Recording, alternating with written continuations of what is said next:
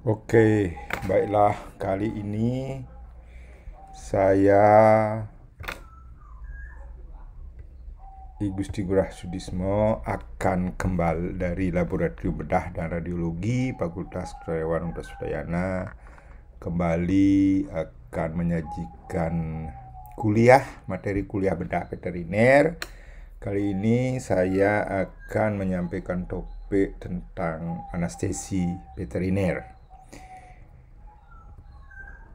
Nah, pembedahan tidak dapat dilakukan tanpa pembiusan. Dahulu, dalam sejarah perkembangan anestesi, sebelum ditemukannya anestesi pertama kali oleh William Thomas Great Morton, ya ditemukannya ether pada tanggal 16 Oktober 1846. Sebelum itu, proses pembedahan dilakukan seperti ini. Jadi, sebelum pembedahan, orangnya dipegang rame-rame, bahkan dipukul kepalanya sampai pingsan, baru bisa dilakukan pembedahan. Bisa dibayangkan bagaimana rumit dan ruwetnya bila melakukan pembedahan apabila belum ditemukan anestesi. Tetapi setelah ditemukan anestesi yang ditemukan oleh William Thomas Great Morton tahun 1846, anestesi menggunakan ether. Morton ini adalah seorang dokter gigi yang telah beberapa kali mencoba bahan-bahan menggunakan anestesi.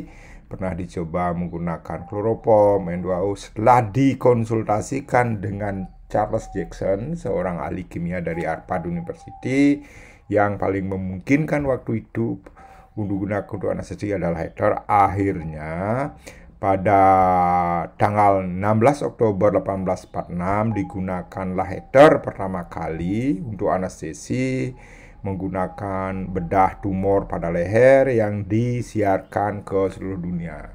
Nah, setelah itu pembedahan mengangkat tumor pada leher dengan menggunakan ether pertama kali di Massachusetts General Hospital 16 Oktober 1846 menggunakan ether pertama kali. Jadi saat itu sebagai tonggak sejarah ditemukannya anestesi pertama yaitu ether. Dan semenjak itu pula terjadi revolusi pembedahan. Jadi ilmu bedah berkembang sangat pesat. Jadi ahli-ahli bedah sangat berkembang sangat pesat. Ilmu bedah berkembang sangat pesat karena pembedahan sudah dapat dilakukan dengan jauh lebih baik, lebih aman dan lebih nyaman karena sudah ditemukannya ether sebagai anestesi. Kalau dilihat perkembangan anestetika dan anestesiologis, jadi obat anestesi dan ahli anestesinya, dari tahun 1846 itu ditemukannya ether, N2, kloroform, sampai beratus tahun nih, sampai 200 tahunan hanya 2 atau 3 bahan anestesi yang ditemukan. Jadi jarang sekali ditemukan bahan anestesi. Dan bahkan sampai abad saat ini, tahun 2000-an, hanya beberapa dan bisa dihitung dengan jari jumlah anestetika yang ditemukan. Jadi tidak terlalu banyak dan sampai saat ini belum ada satu anestesi pun yang memenuhi kriteria ideal yang ditemukan. Jadi penelitian masih terus dilakukan untuk menemukan bahan-bahan anestesi yang ideal. Kalau di Indonesia, jadi tonggak perkembangan anestesi itu mulai tahun 1954 di mana Dr. Muhammad Klan, spesialis anestesi, waktu itu disuruh satu-satunya disuruh belajar ke Amerika tentang anestesi. Sedangkan di Amerika sudah ada ratusan malah ribuan ahli anestesi. Jadi di Indonesia tonggaknya tahun 1954. Di Indonesia ini pun anestesi pada anestesi manusia, dari dokter manusia di 100 tahun yang lalu nih. Kemudian kalau dilihat di veteriner sampai saat ini belum ada spesialisasi yang terjun mempelajari tentang anestesi. Jadi masih banyak peluang riset penelitian yang dilakukan di bidang anestesi atau bisa menemukan bahan-bahan anestesi bahan-bahan alami yang bisa digunakan anestesi sehingga bisa membantu penemuan-penemuan anestesi baru. Oleh sebab itu, riset anestesi sampai sekarang dilakukan: satu, menemukan bahan anestesi baru; dua, melakukan berbagai kombinasi untuk mencapai anestesi yang ideal; kemudian ketiga, mencari metode anestesi untuk mencapai juga anestesi yang ideal, baik dan praktis, terutama digunakan di dunia hewan. Jadi anestesi sesungguhnya pertama kali diperkenalkan oleh seorang dokter Amerika bernama Oliver Wendell Holmes. Anestesi itu berasal dari kata Yunani an, tidak atau tanpa, dan aesthesis atau aesthesis yaitu sensasi, persepsi atau rasa. Jadi hilangnya rasa atau sensasi, hilangnya rasa nyeri, kemudian disertai atau tidak hilangnya kesadaran. Yang sesungguhnya tujuan anestesi awal itu ialah untuk membantu pembedahan yang utama. Dan basic prinsip anestesia itu berbeda dengan analgesia, jadi penghilangan rasa sakit. Kalau anestesia itu ya hilangnya sensasi, otomatis termasuk hilangnya rasa sakit. Kalau analgesia itu adalah hanya menghilangkan rasa sakit. Jadi ada bahan-bahan analgesia menghilangkan rasa sakit. Itu bukan anestesi. Jadi anestesi harus memenuhi 3 kriteria ini, yaitu analgesia, sedasi, sampai unconsciousness, ketidaksadaran. Analgesia hilangnya rasa sakit, mengantuk sampai hilangnya kesadaran, kemudian masker relaksan atau relaksasi. Jadi, itu 3 kriteria yang harus dipenuhi oleh suatu bahan yang termasuk dalam anestesi yang kita kenal dengan trias anestesia.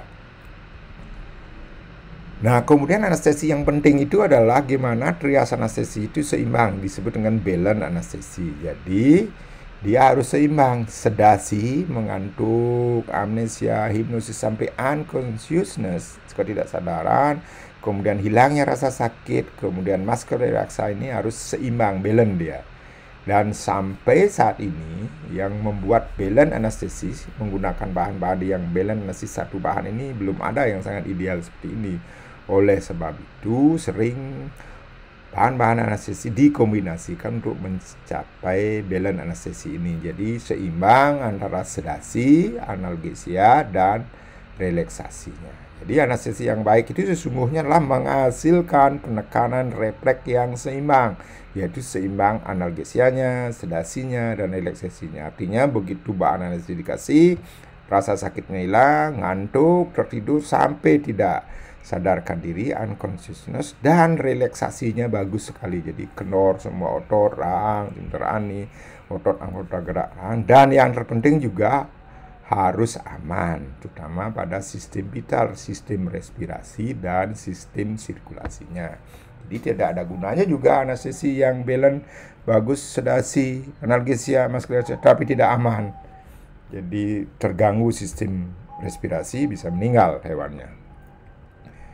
Jadi anestesi itu sesungguhnya adalah suatu tindakan menghilangkan rasa atau sensasi ketika melakukan pembedahan, ini yang utama, dan berbagai prosedur lainnya yang menimbulkan rasa sakit pada tubuh. Itu sebenarnya anestesi, tujuan yang sesungguhnya. Anestesi yang ideal itu adalah apa? Ada 4 kriterianya ini, yang minimal ini 4. 1, memenuhi kriteria anestesi yaitu trias anestesi. Yang tadi itu analgesia bisa menghilangkan rasa sakit, sedasi, mengantuk, unconsciousness sampai hilangnya kesadaran, kemudian relaksasi, imobilisasi. Kemudian proses anestesinya gimana? Induksinya cepat dan lembut, itu yang bagus. Jadi jangan sampai induksinya lama sekali dan kasar, jadi berontak-berontak, mengigau dan lain sebagainya dulu. Kemudian durasinya panjang, kemudian pemulihannya juga cepat dan aman. Yang ketiga, berpengaruh tidak signifikan terhadap sistem vital ini yang baik. Sampai saat ini jarang sekali bahan anestesis yang tidak signifikan berpengaruh. Jadi pasti akan menekan respirasi, menekan kardiovaskuler, tekanan darah, dan lain sebagainya. Jadi pengaruhnya terhadap sistem vital ini yang harus diperhatikan. Kemudian yang terpenting juga adalah harus ekonomis, jadi harus murah, kemudian dan praktis bisa digunakan. Apalagi digunakan pada hewan, penanganan hewan di lapangan, hewan-hewan yang di hutan dan lain sebagainya itu. Nah, anestesi pada hewan digunakan untuk beberapa alasan. Di samping yang utama adalah untuk pembedahan, yaitu menghilangkan rasa sensasi yang merugikan, rasa sakit. Setiap menghilangkan rasa sensasi yang merugikan, rasa sakit itu bisa menggunakan anestesi. Jadi animal welfare, jadi ini bisa menggunakan anestesi. Melakukan pengendalian hewan atau restrain, ini sering digunakan, pertama hewan-hewan yang beringas, hewan-hewan liar yang tidak terkendali kita gunakan anestesi. Membantu melakukan diagnosis atau dan proses pembedahan. Ini yang utama. Kemudian 4, keperluan penelitian biomedis juga menggunakan anestesi, mencegah kejang-kejangan otot, dan terakhir adalah melakukan ruda paksa. Eutanasia juga menggunakan anestesi. Nah, anestesi sesungguhnya ada berapa? Anestesi yang sesungguhnya ada 2. Anestesi umum, general anestesi, dan anestesi lokal. Tapi juga ada menggolongkan 3 anestesi. Ada anestesi regional anestesi. Apa bedanya? Kalau dilihat dari bahan kimianya dan tempat kerjanya, sesungguhnya anestesi itu ada 2, yaitu lokal anestesi dan general anestesi. Lokal anestesi itu artinya lokal, dia bekerja di tempatnya. Kemudian general anestesi dia bekerja secara keseluruhan di seluruh tubuh karena dia bekerja pada sistem saraf pusat. Jadi semua sistem saraf itu akan terpengaruh oleh anestesi. Kalau anestesi lokal di mana kita aplikasikan, suntikkan atau disemprotkan atau dioleskan, di sana yang akan terjadi anestesi. Sedangkan anestesi regional sesungguhnya adalah bahannya sama dengan anestesi lokal, tetapi pengaruhnya adalah regio wilayah tertentu. Seperti epidural pada anjing, kita suntik di epidural, yang terpengaruh adalah regio di belakang, yaitu panggul ekor, kaki belakang, itu regio tertentu, itu disebut regional, yang sesungguhnya adalah lebih banyak digunakan bahan-bahan lokal. Kalau dilihat dari lokal anestesi itu, dilihat dari struktur kimianya, anestesi lokal itu ada golongan amida, dan ester yang terdiri dari ini, lidokain, dibukain, prilokain, mepivakain, bupivakain. Jadi Anda bisa baca di sini dosisnya berapa, untuk anjing berapa, kucing berapa, dan lain sebagainya. Kemudian untuk golongan ester ada kokain, kemudian ada prokain, tetrakain, benzokain. Ini kalau dilihat dari struktur kimianya, ini anestesi lokal. Kalau anestesi lokal dilihat dari kelarut solubility dan therapeutic application-nya, itu ada lokal anestesi yang diinjeksikan. Kemudian ini yang lokal anestesi diberikan secara topikal. Kemudian lokal anestesi ini yang diberikan dalam bentuk oles atau minyak atau dalam bentuk powder. Yaitu yang ini adalah lidokain, dibukain, prokain, tetrakain.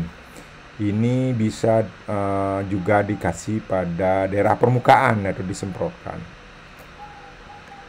Begitu. Kemudian yang ini diberikan secara topikal, jadi soluble lokal anestesi yang digunakan secara topikal bisa kokain, venakain, butakain. Jadi bisa digunakan topikal, biasanya diteteskan pada mata, itu digunakan.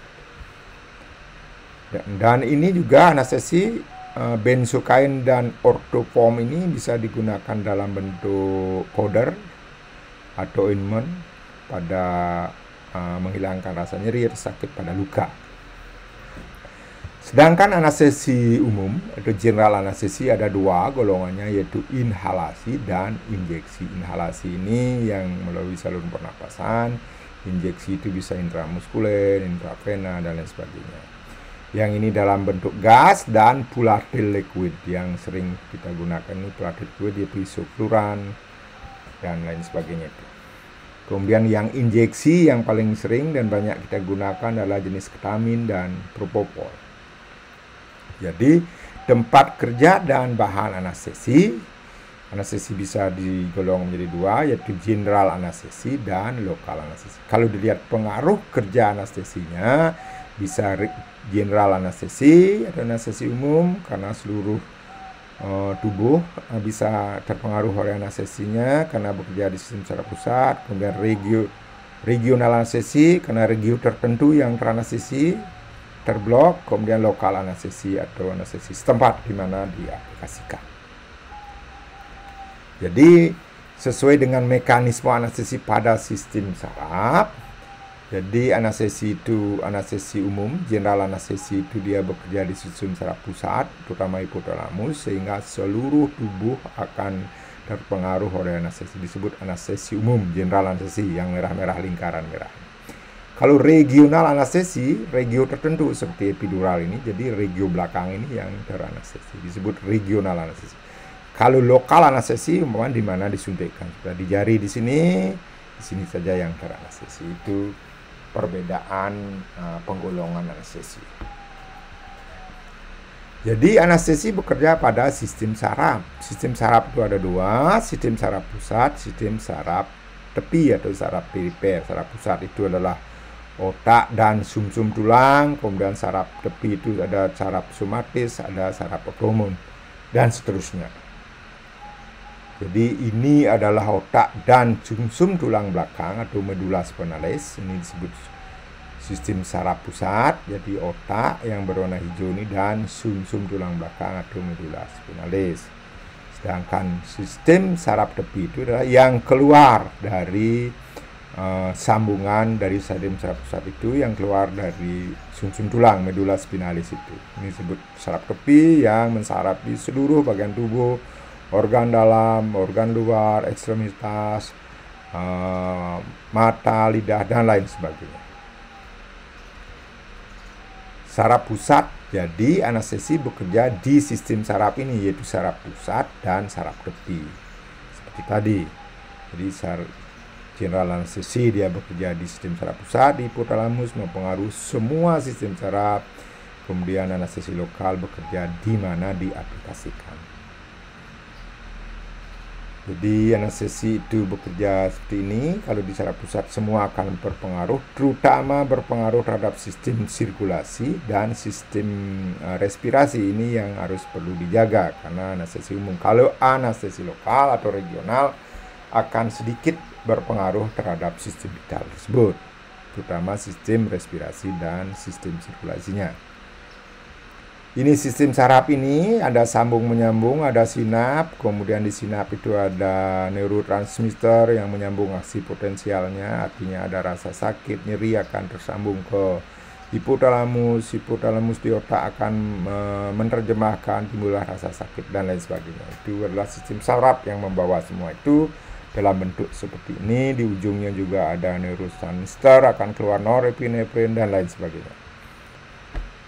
Jadi saraf tepi, parasimpatik dan simpatik, kemudian begitu juga. Jadi mekanisme kerja anestesi yang sampai saat ini masih diterima dan dipahami adalah anestesikum bekerja pada membran sel saraf atau pada saluran ion.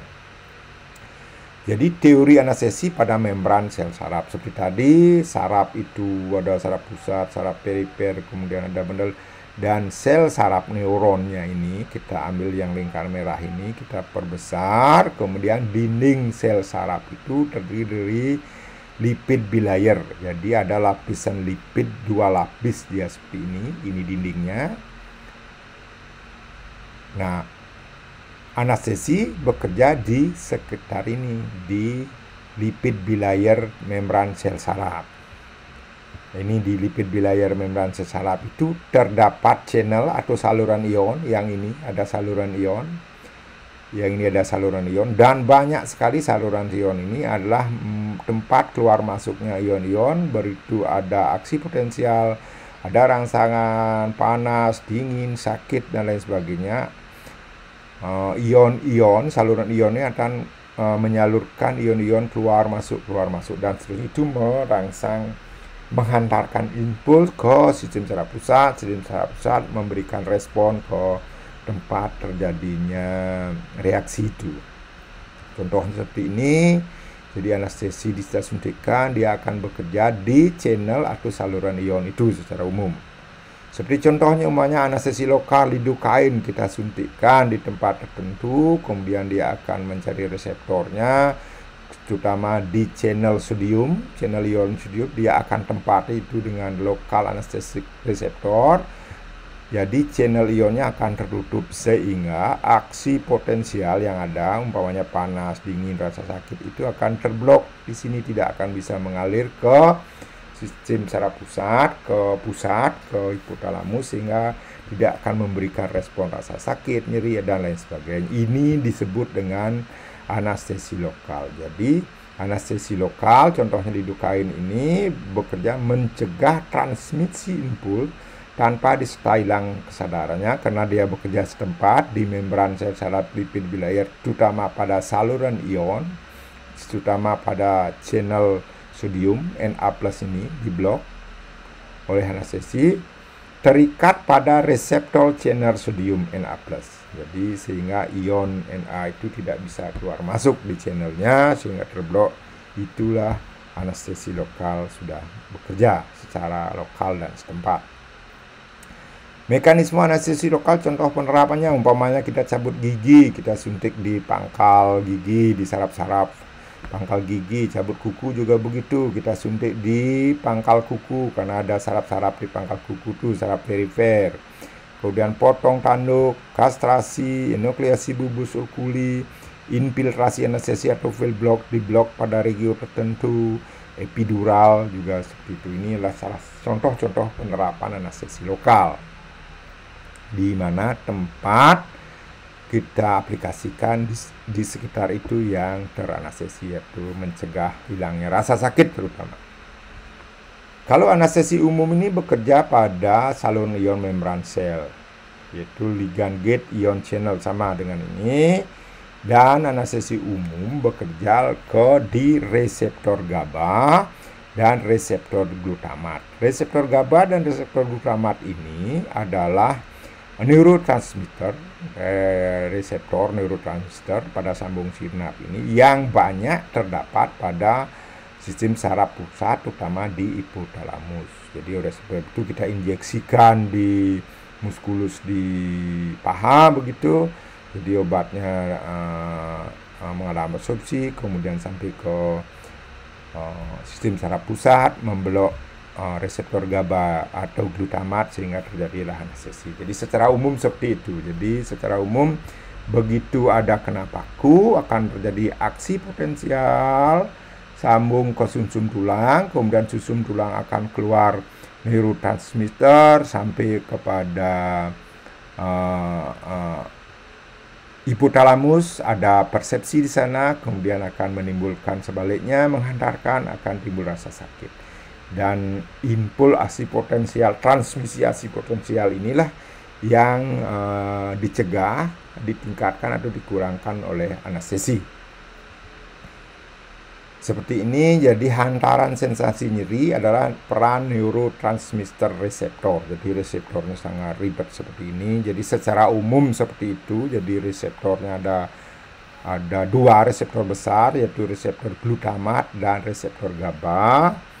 Di mana ini reseptor GABA, ini reseptor glutamat. Jadi reseptor GABA itu adalah respon inhibitory, sedangkan reseptor glutamat adalah respon excitatory. Kalau ibaratnya seperti rem dan gas, begitu, ada yang merangsang, ada yang menghambat.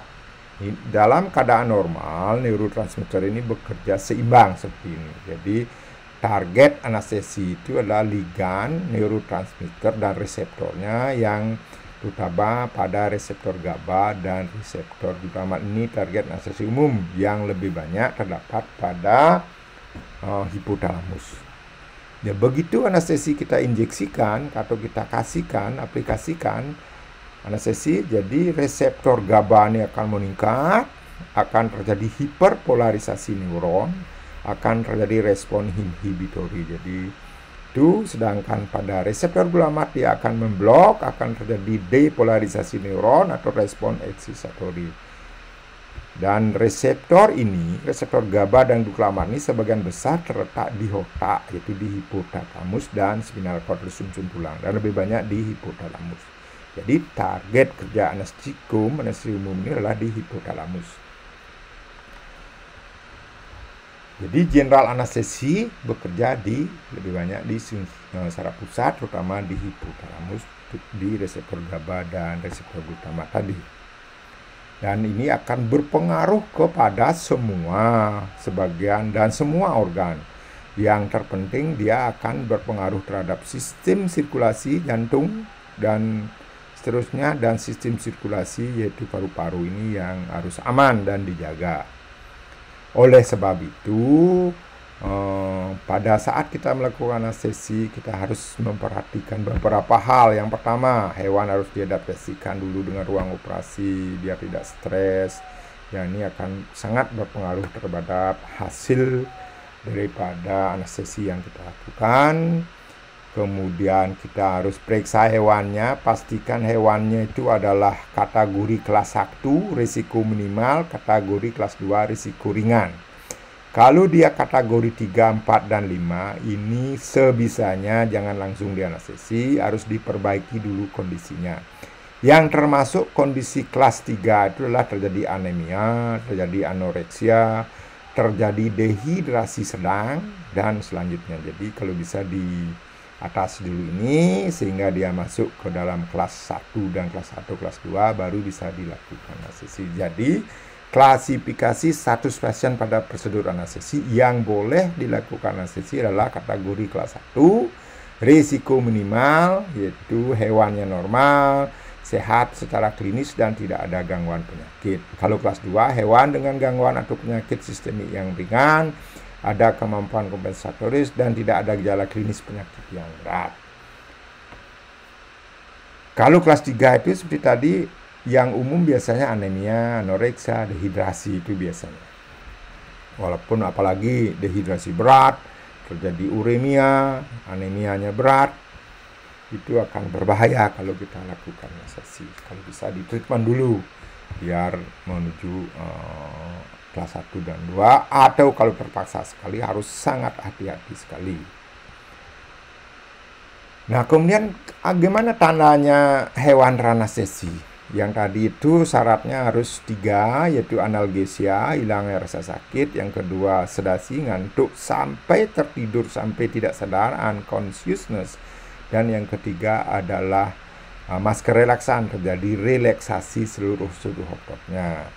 Rasa sakitnya sudah hilang. Kita bisa jepit di telinga, interdigiti atau ekor. Kalau tidak ada respon lagi rasa sakit, berarti anestesi sudah mulai bekerja. Dilihat dari analgesiknya.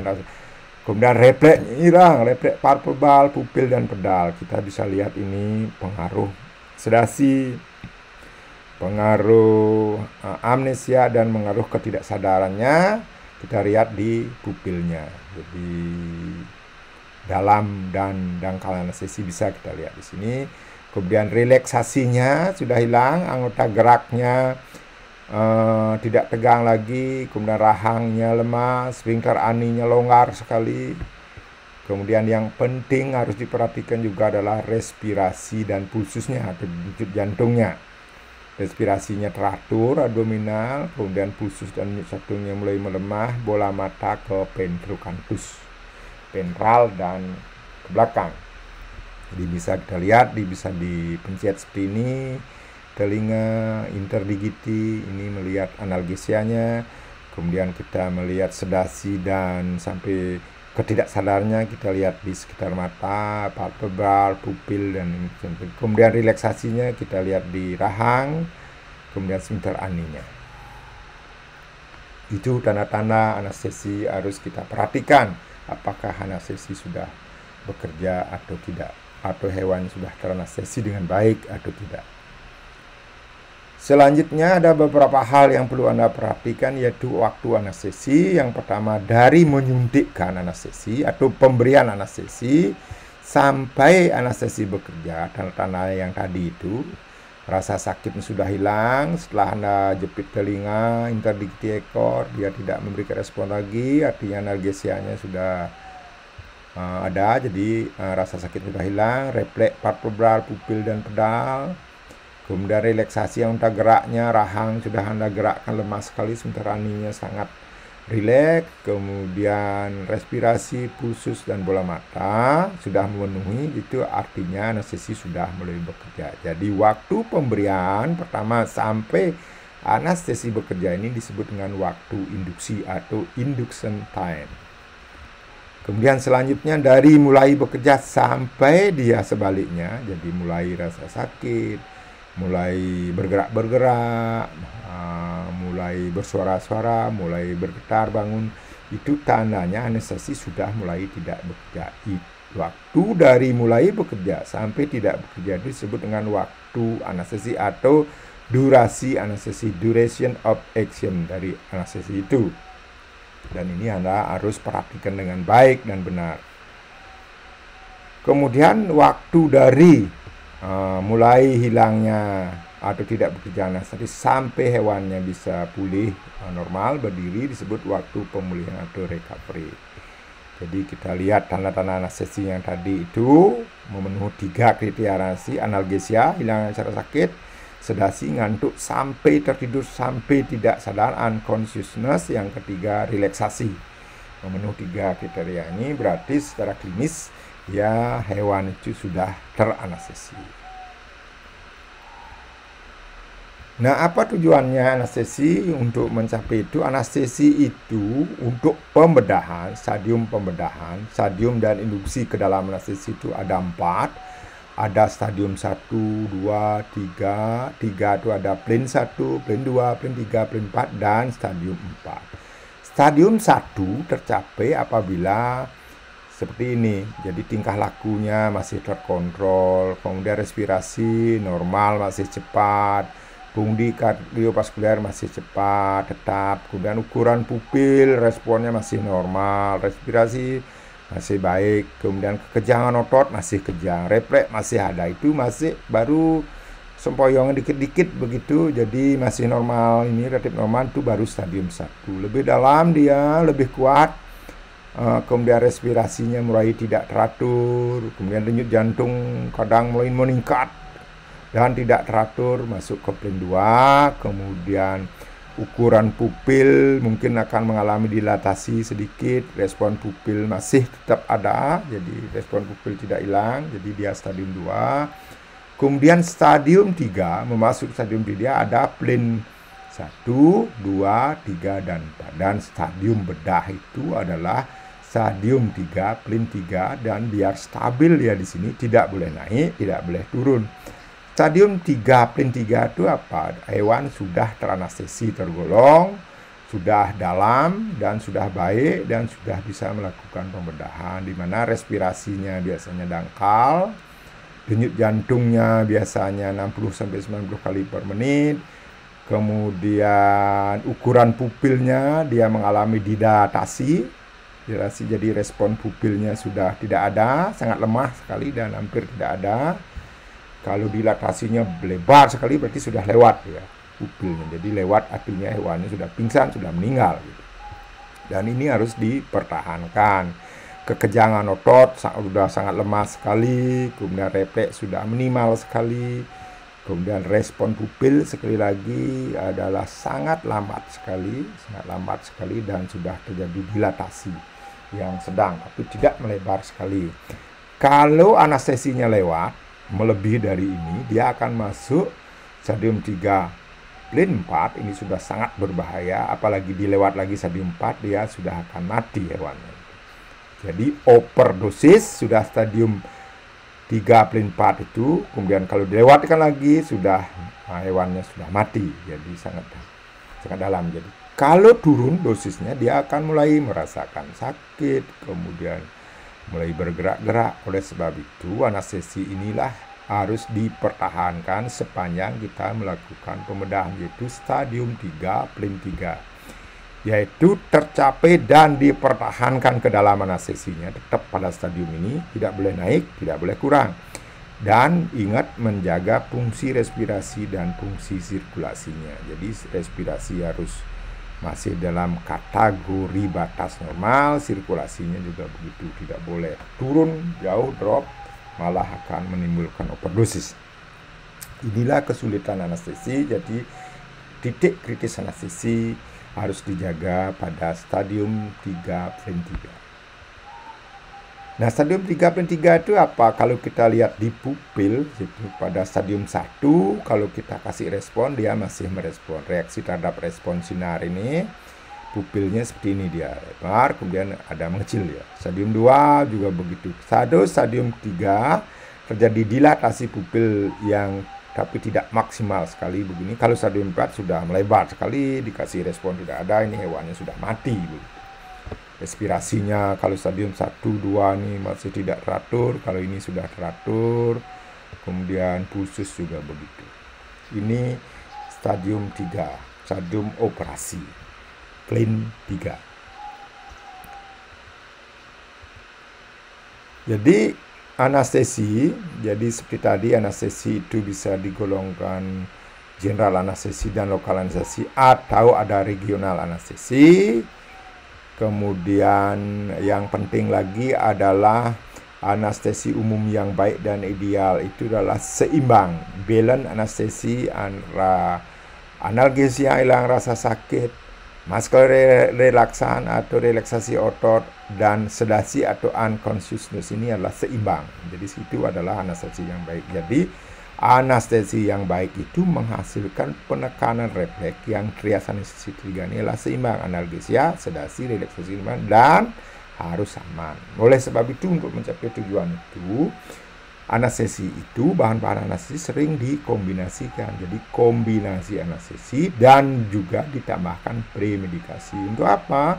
Untuk menghasilkan balance anestesi, menghasilkan pengaruh baik terhadap anestesi, kemudian mengurangi dosis-dosis anestesi, bisa mencegah overdosis dan lain sebagainya, mencegah efek samping daripada anestesi. Jadi tidak ada bahan-bahan yang sama sekali tidak ada efek sampingnya. Oleh sebab itu sering dikombinasikan untuk mencapai pengaruh optimal yang ideal dan ditambahkan premedikasi untuk memberikan pengaruh baik terhadap anestesi, mengurangi dosis, mencegah efek samping.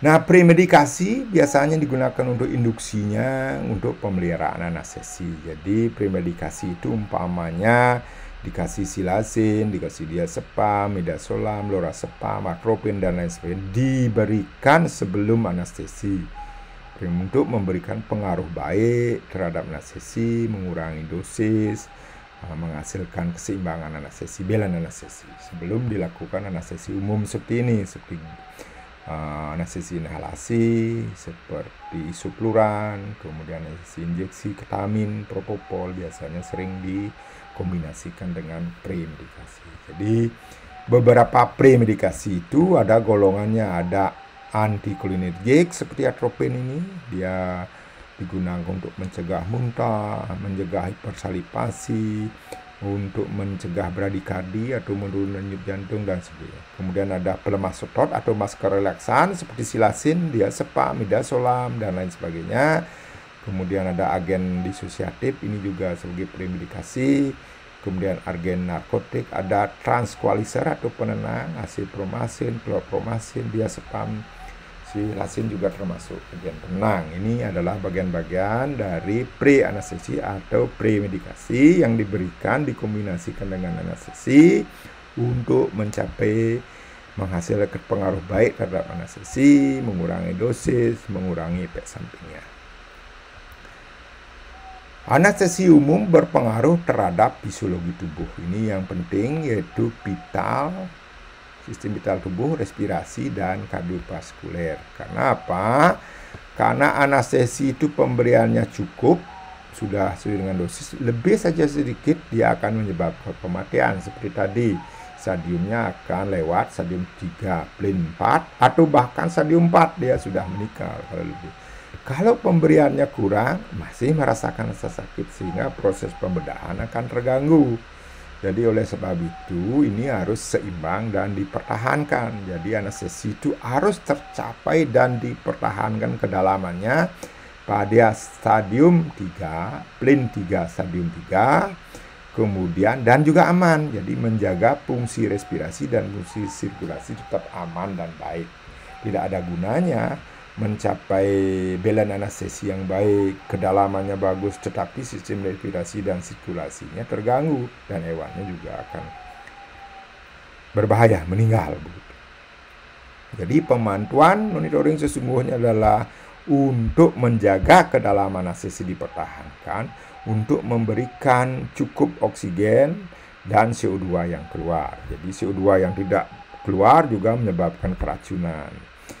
O2 yang tidak cukup masuk ke dalam tubuh juga menyebabkan terjadinya hal-hal yang tidak diinginkan.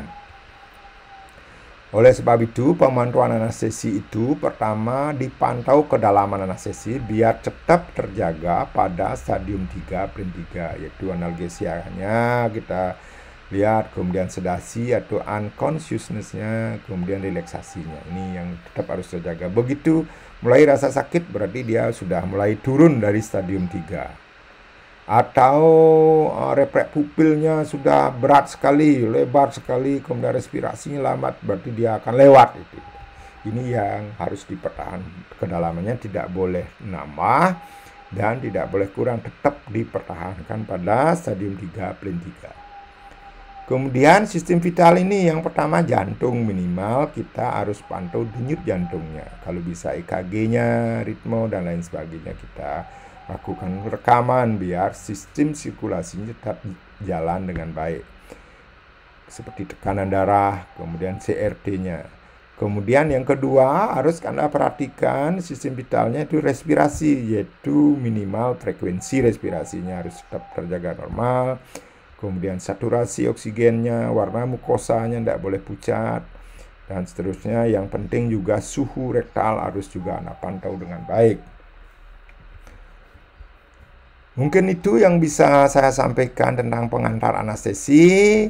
Selebihnya nanti Anda bisa baca dosisnya, apa kelebihan masing-masing obat. Ini prinsip, mekanisme kerja, dan konsep anestesi pada hewan yang bisa saya sampaikan. Demikian yang bisa saya sampaikan.